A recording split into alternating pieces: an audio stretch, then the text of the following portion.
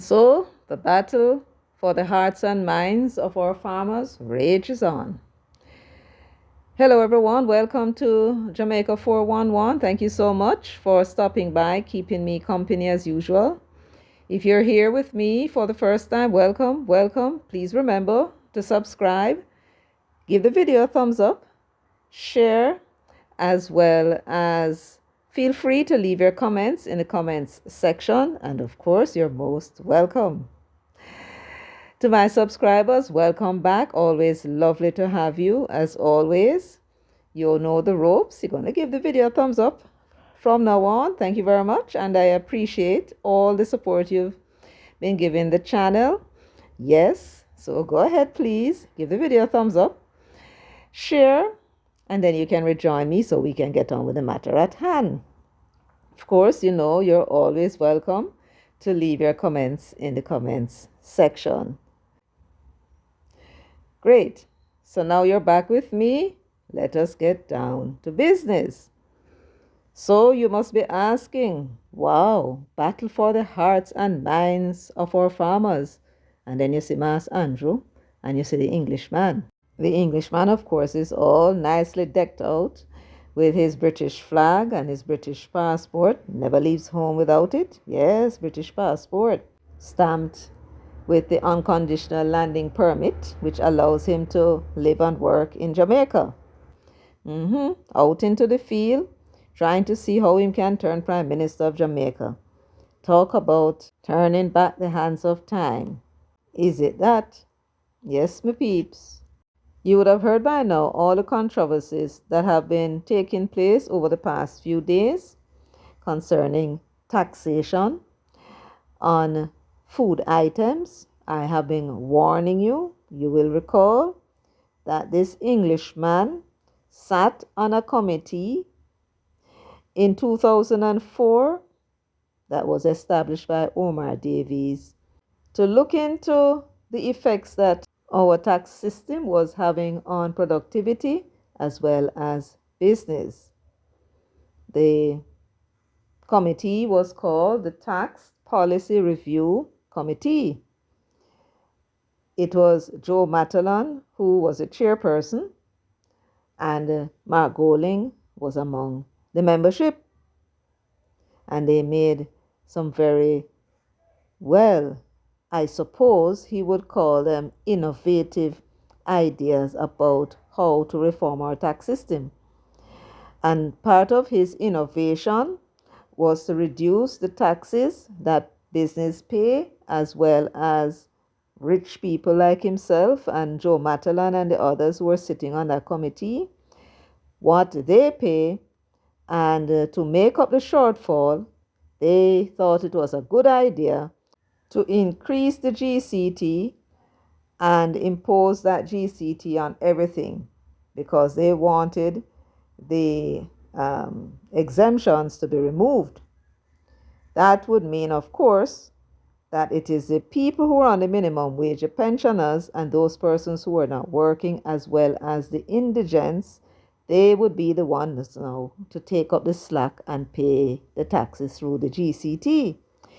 They would also, the rich people also pay the GCT, but if you're earning 30 million a year and you pay 10% in GCT, which is 3 million, or even 15, which is 4.5 million, that is not going to stop you from eating a night's dinner, right? So that was fine with them. But for a man at the time who was earning $2,500, or today $15,000 minimum wage and less, $1,500 is a lot of money for him.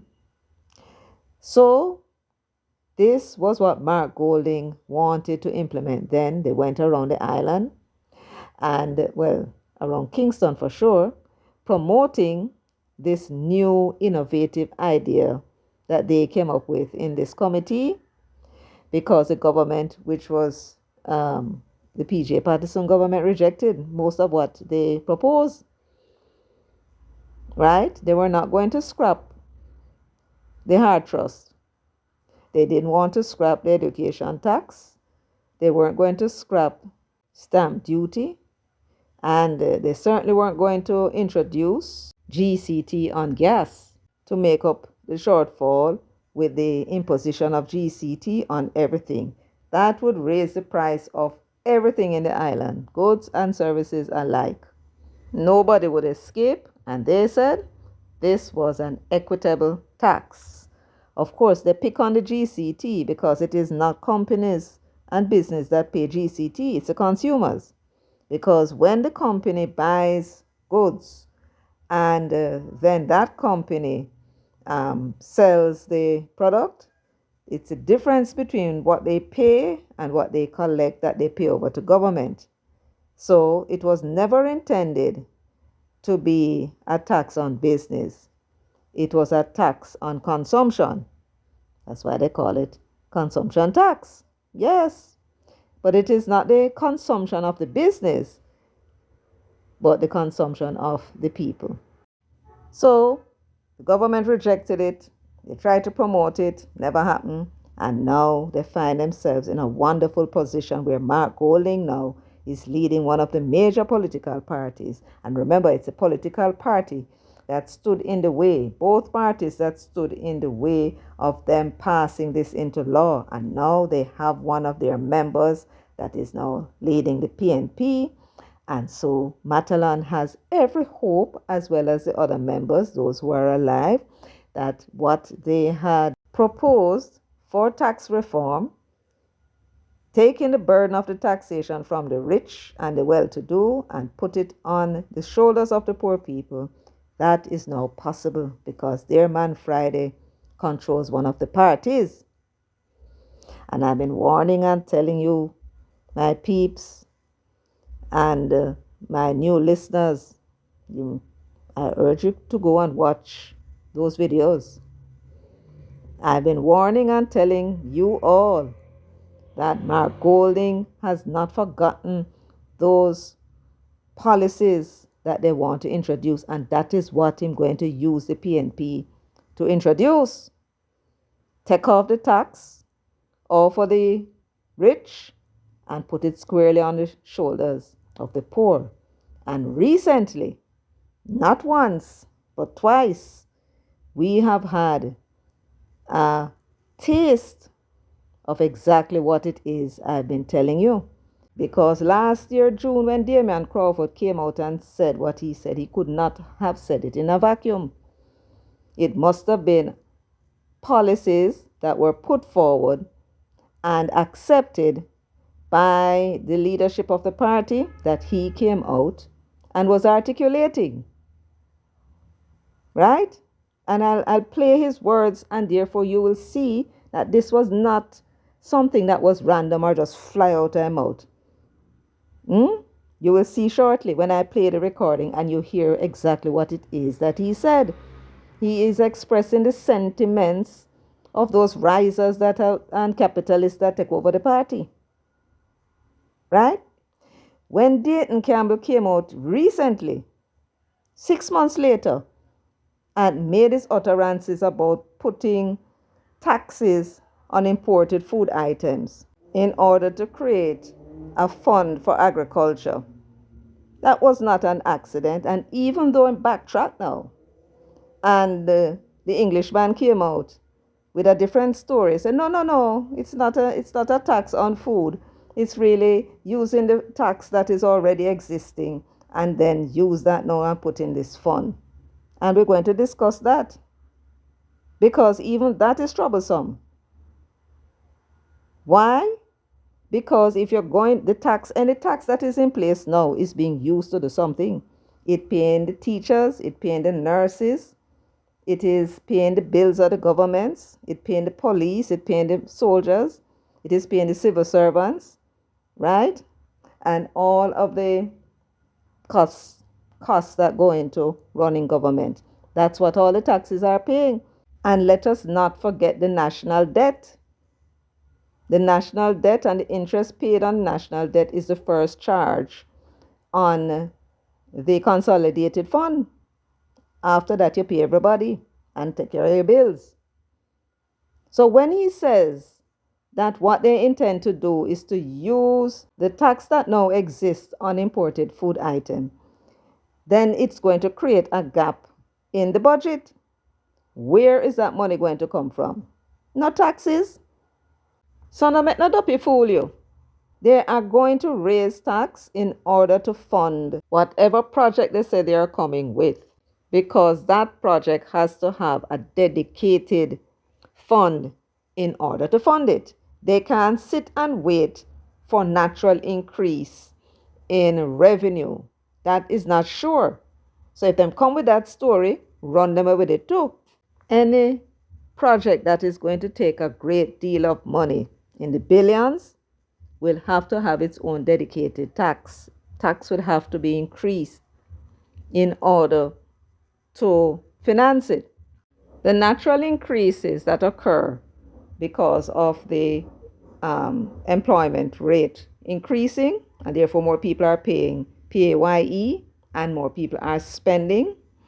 And so, with the money circulating, more taxes will be gained.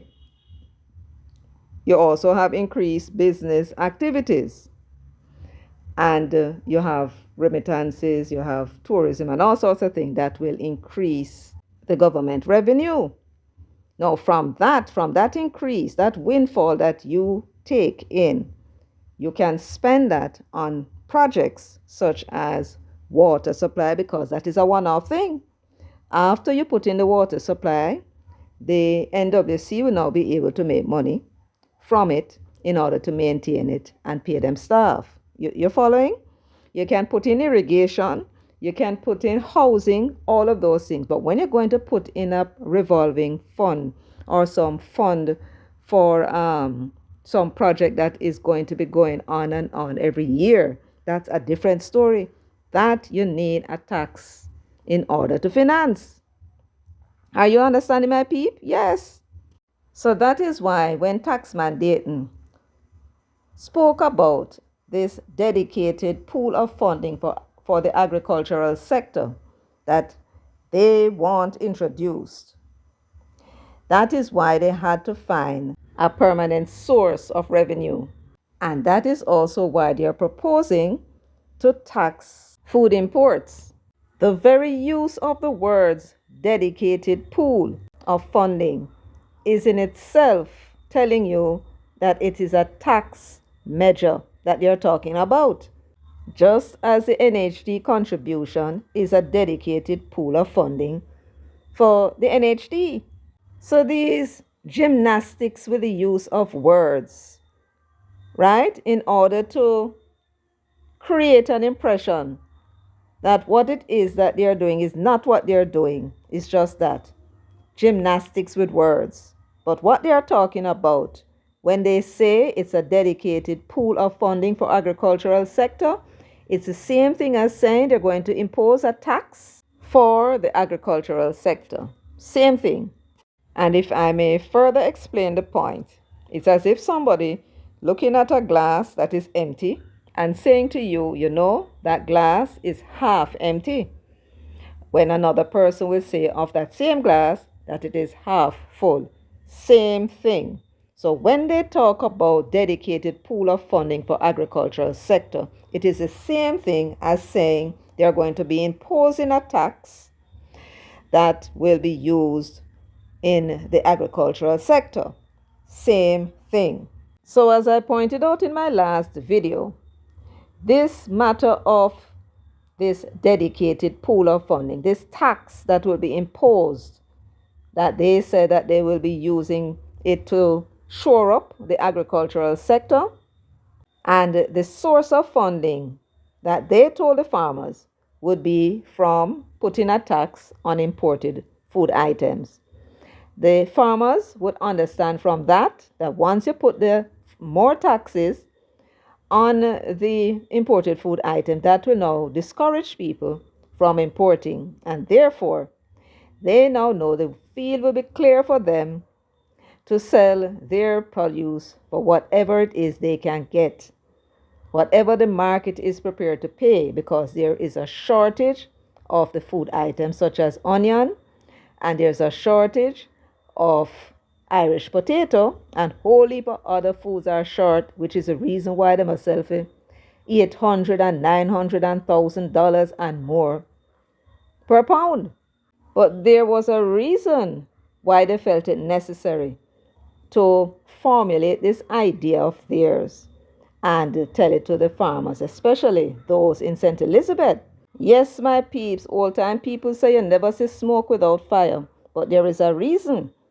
Because it's election year, election is due in September, and therefore they need to ensure that they can get some votes out of the farming community.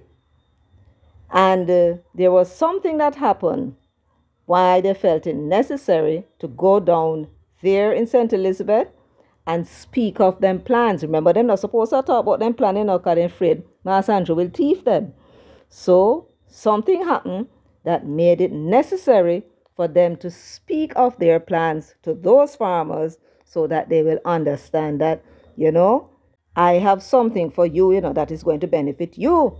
I am going to ban the importation of onions. On top of that, I am going to put taxes on imported food, more taxes on it to make it uncompetitive so that you can sell your Irish potato and your onions. And they say to cut down on the import bill. And what is more, the money that I'm going to get from that tax, of course, once you start to tax something like food coming in, chances are the people must stop by, right? And take the money and put in something else. But anyway, this is a theory. Once I put the tax on the imported food and we get that money now, we are going to take that money and put it into a dedicated pool of funding for the agricultural sector without saying what they're going to do about it. Obviously, it must have been a hurriedly put together plan. It no had no meat on it, that's what's a bone. No. Why was it necessary for them to do so? Listen to this. Now, as we close the 2024 chapter, we will build on the successes we have achieved, but more importantly, we will take what we have learned and the challenges expressed by our people and write the next chapter in Jamaica's prosperity story, the 2025 chapter. This year, as I've already signaled, the government will pivot to a laser focus on growth. Growth is important to increase revenues and income, but more important, increasing output efficiently can reduce the cost of the output to you, the consumer. This is particularly true for agriculture. The Minister of Agriculture was tasked last year to develop a plan to boost agricultural production for the most consumed staples and protein in our local food basket. Our potatoes, red peas, onions, cabbage, carrots, tilapia, goat meat, and the like. This will be good for the farmers, you the consumers, and the country as a whole, as we could potentially save foreign exchange on the items we substitute with competitive local output. Your government will invest this year close to Jamaican $1 billion on capital infrastructure in storage facilities across Jamaica for our farmers. The Southern Plains Agricultural Development Program between Clarendon and St. Catherine will irrigate 1,400 acres of land, which will be commissioned this year. The Essex Valley Irrigation Scheme between Manchester and St. Elizabeth will bring on stream another 2,600 acres of land, and we will break ground for the Pedro Plains Irrigation Scheme, the largest irrigation program in Jamaica's history, to bring a further 6,000 acres of land into production, which will take water from the Black River to our most arable agricultural areas. We will also be supporting our farmers with a program of mechanization and technology integration. Growing and building resilience in the agricultural sector is an important strategy for our food security and limiting the impact of food inflation.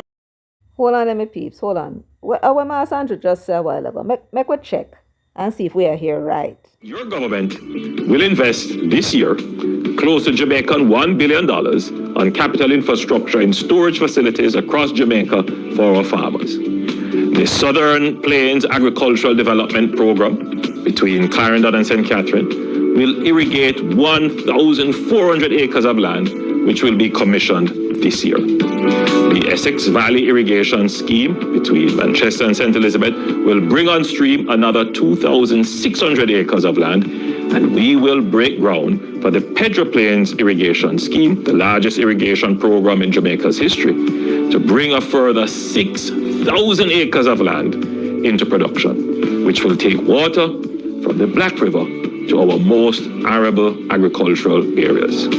We will also be supporting our farmers with a program of mechanization and technology integration.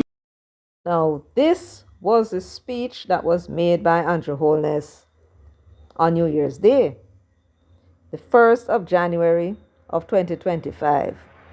Yes, this was a speech. You're talking about, listen to this, remember now, one of the biggest things that is beating this administration is the high cost of living. And the high cost of food is what concerns poor people the most, because something in the order of 50 to 60% of what they earn is what they spend on food and transportation. A whole heap of them income that, right, on food alone. So therefore, food prices is what was going to take down Mass Andrew and make sure he not get him third term. And him dying for him third term, you see. Yes, can't blame him all the same. And a man have a job, him don't want to lose it. Not true? Yes. So he has to focus like a laser beam, as we said here on Jamaica 411. It is wisdom, if you want him third term, to focus like a laser beam on what it is that is affecting those persons who are in the vast majority. 83% of the people earn minimum wage and less, and therefore high cost of living is going to beat them, especially if it is the food that is expensive. So Mas Andrew, wanting his third term, decide that that is what I'm going to be focusing on. Yes. So he decided to commission some irrigation systems. And you know how important irrigation is, especially to some place like St. Elizabeth. And listen to this, my peeps. I don't know how many of you are familiar with agriculture in St. Elizabeth, but because it is so dry, they have to buy a grass. I believe it's called the African star grass. That grass that is to grow on the roadside, it is very expensive. A truckload, I can't remember how much it cost in them days, but it's a whole heap of money. And I was going to get night, right? And supply them with the grass. And I got hire one truck. And a man, I met them cut the grass, go sell it, and the two we could have make some money. Yes. So it cost them a bag of money. And what is fascinating about St. Elizabeth is that they still can, the input cost of that grass alone, right, is high. And still they're able to produce and sell their produce at reasonable price so that Jamaican people can eat good, right? Imagine what will happen when the irrigation comes on stream. Yes, them don't have to buy that expensive grass, and that is going to cut down them cost a whole heap. Because I'm telling you, a truckload of that grass and enough money. And what they do with the grass is that they spread it all over the land. And what the grass will do is keep the moisture in the soil longer, as well as provide nutrients. And so that is why they are able to now. And then, of course, I see they have drip irrigation, those black hose that, drip water. And then what they use are drums, little drum pattern, full with water. With irrigation, they don't have to do that. You can have what you see on the screen here, an irrigation system that shoots the water in the air and all about the place. You guys tell me what it's called in the comment section. I don't remember. Right? That is what they will be able to have now. They can upgrade. This is what caused those capitalists, those risers, and that Englishman to fall into a state of panic. Whatever they thought that they were going to get out of St. Elizabeth in terms of votes was in serious jeopardy when the farmers got up on New Year's Day and heard that very soon the farmers in the Pedro Plains area will be afforded an irrigation scheme. 6,000 acres of arable land will be irrigated from the Black River, something that they would have been calling for donkey ages. And it's now going to happen for them because Jamaica now has money like dirt. So, of course, when the Englishman heard that, and the one bunting, you can imagine the panic. So they went, it seems to me, and hurriedly put together this scheme of trying to win the support of the farmers. How? By telling them that they are going to be giving them some support in the form of a tax they intend to impose on the consumers. But they decide between them, behind the scenes at party headquarters, that they can't go out there and call it a tax. So what they're going to do is to give it a name. You know, they're going to disguise the fact that it's a tax I'm talking about by giving it a name. And so they decide to call it a dedicated pool of funding for agricultural sector. Are you understanding, my peeps? Yes, that is what they went now to sell the farmers. That they're going to be having a dedicated pool, and that pool is going to come from. That is why Dayton bust it out. You hear say mouth slip. That is not what he meant to say. Yes, because that is exactly what it was. It is a tax. The dedicated pool of funding is a tax. And where is the money to come from? From taxing the imported food item. Right? That was the plan. Now Mark is telling you, no, that's not the plan. The plan is to use the existing tax to put in this pool, which is telling you that yes, whether you want to call it existing tax or not, the dedicated pool of funding for agricultural sector is a tax. Disguise, in fancy words. Here again on the screen where it says Mechanization and Technology Integration Program is a program name, so you know. And this is what Andrew Holness announced on New Year's Day. And here is Dayton Campbell saying to the St. Elizabeth farmers, perhaps hoping that they never heard what Holness said, that they are going to be assisting the farmers by introducing what they call modernized farming practices, right? And that is more or less the same thing. Again, changed up to sound as if it's something different from what it was that Holness said. So it's them thief Holness idea this time around. Because they didn't have much time. They needed to go to the farmers and do some damage control among those farmers. You understand, my peeps? Damage control among the farmers. Because when them get up and hear that them going to soon have water, how them suffer for years. Them glad bag when it's up bus. That no care what them come with. The Englishman and him crew. Rice crew. Them no want to hear because them all get irrigation. Therefore them all go vote for Andrew to make sure say him win. Until now, you don't hear the Englishman say or Dayton Campbell say that them support the irrigation scheme that the government coming with. So if the farmers are suspicious that it's possible that they have no intention of implementing, because the little white man, they're very bad mind, you know. Bad mind, bad. Them are go vote for Mass Andrew, so them had to counter it. And that was what that business that went on with Dayton was. And he made mistake and let the puss out of the bag.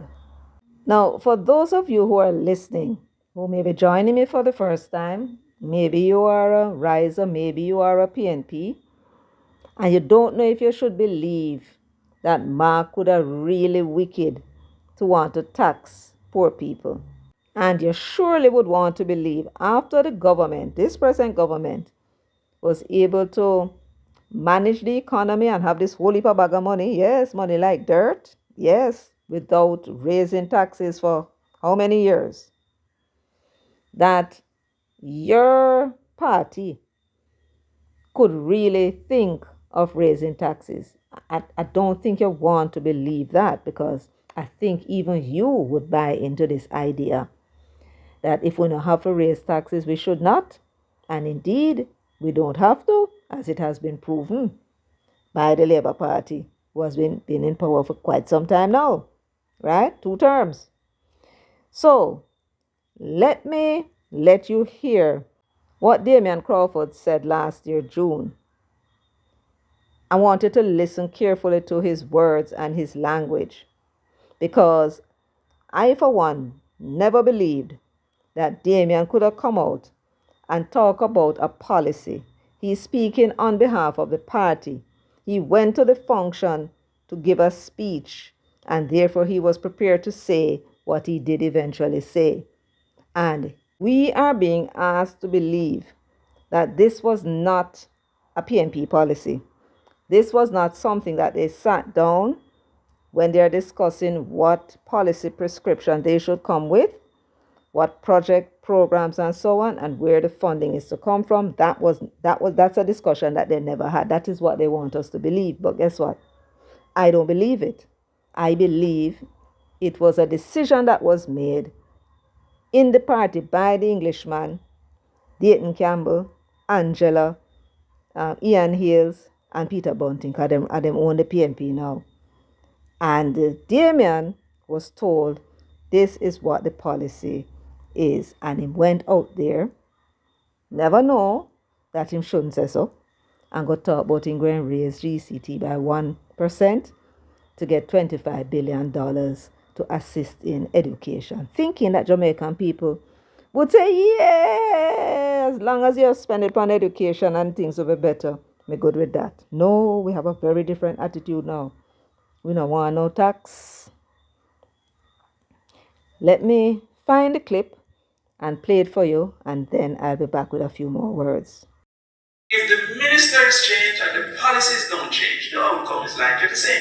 So if the policy politically is to say no new taxes, etc., then there will be no new funding. And as soon as the public accept that, is the better for us. The celebration of no new taxes means the acceptance of no new programs. How are you going to get new programs without new taxes? You heard that? You heard that? And you know he's not wrong. He's not wrong at all. So when Dayton Campbell came and told you that they're coming with a new program, right? That was supposed to have been a new program, you know, my peeps. Funded by the introduction of a new tax that would be placed on imported food items. So when Damian is saying, how are you going to introduce new programs without new taxes? Exactly so. And yet they were trying to tell you or fool you up, lying to you, that their agricultural policy, which included the introduction of a project, you heard Dayton Campbell in Southfield referring to what he was telling the farmers as a project. And how therefore are you going to introduce a project without taxes? So the dedicated pool of funding is the tax, as I said before, many times before. Are you getting it now, my peeps? Are you convinced now that this dedicated pool of funding is a tax that they were going to introduce by placing it on imported food items? I try to fool you up. I try to get the tax through the back door and think the whole of we fool and we would notice.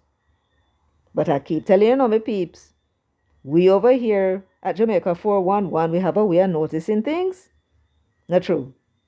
Yes, man. Whole of we are family, you know. We whole of we are family, and we have a way of notice things. Yes. So there is Damian Crawford explaining to the people that he was standing before that this idea of no new taxes means that we won't be able to introduce any new programs, because introducing new programs mean you're going to need taxes. And therefore, if the Englishman is trying to tell you that their agricultural policy will not mean more new taxes, lie them, I tell you. Lie them, I tell you. And if they're going to tell you that they're going to be using tax from somewhere else, like, for example, the tax that is now on imported fruit item, and that them are going to use, then they're going to create a gap in the budget. Where is that money going to come from? Lie them, I tell you. And therefore, my piece, we have to watch them very closely on behalf of the people. We have to make sure that when we're in the barber shop, when we're in the hairdresser, when we're in the taxi or the bus, right? When we're at the bus stop and a conversation come up, when we're in the rum bar, yes, rum bar is a good place to have a conversation. We met the people and understand, right, what it is that is at stake. These guys want to come with programs and want to introduce tax and call them some fancy name, thinking that we won't notice that is taxes I'm talking about. Now, let us listen further to what Damian had to say, because having given that introduction, he now said something else. So let's listen. For example, a 1% increase in GCT will give us $25 billion. And $25 billion over 400,000 students, that will give you about 67,000 per student. If you are interested in saying, yo, this funding model should be quote unquote free education, because education has never been free. So the total package of the education includes the uniform, that's not included in the free education. You include the lunch money, that's not included in free education. So it's not just the policy, the reality is that parents have to pay some contributions to education. But the fee is supposed to be no fee education. That is what we're really at, no fee. So if we're going to do no fee, then it must be subsidized in totality by the government. So Damian seems to be arguing that even though we say we have free education, it isn't really free. But he's suggesting that, at least it seems to me from what he's saying, that government needs to, if you say you're going to have free education, fund the education freely. Therefore, he suggested that if you put 1% on GCT, then you will be talking about $25 billion. 67,000 per child. It seems as if this is something that they may be coming with, or maybe proposing, or maybe was thinking about, or Damian was suggesting to them that this is what we ought to do. And then he goes trying to sell the idea to those persons that he was speaking to. But we have to remember that we have two projects now. One that is proposing a 1% increase in GCT, the same thing that Mark and that committee were proposing, a 1% increase in GCT. So that is going to cost the minimum wage earner $150, right? Out of them paycheck. Add that now to the imposition of tax on imported food. And so the costs are mounting on these poor people by these two taxation proposals. And I want you to also remember, my peeps, for every new project that they're coming with, it will mean a new set of taxation. That is something you have to bear in mind. And therefore, if they try to tell you that there are no taxes associated with the introduction of any program they're coming with, it is a damn lie. Don't believe it. That's what I'm saying, my peeps. Anyway, that's all I have for you today. I hope you find the program interesting. If you do, please share the video with others, especially if you know any farmers at all. I would suggest also, if you have any barmaid friends or any bars that you go and drink at, play this video for them as well.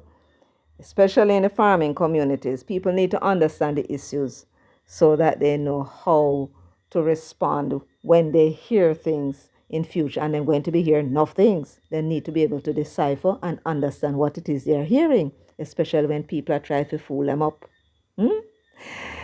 Great. So, once again, thank you for joining me, for sharing, subscribing, giving the video a thumbs up, as well as leaving your comments in the comments section. So, until next time, take good care of yourselves and walk good.